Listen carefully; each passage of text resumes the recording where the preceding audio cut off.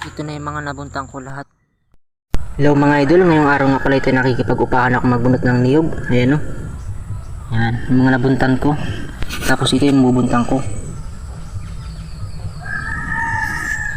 Nakagwantis nga pala ako na yan mga idol o. Tapos, pambraso.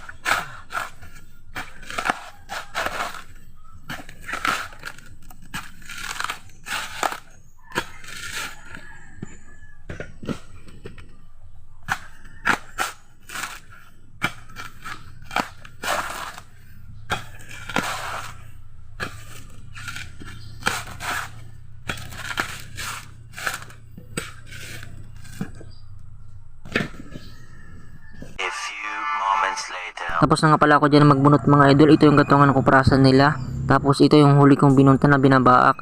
Yan, nakaamada na yung unang mga binaak mga idol.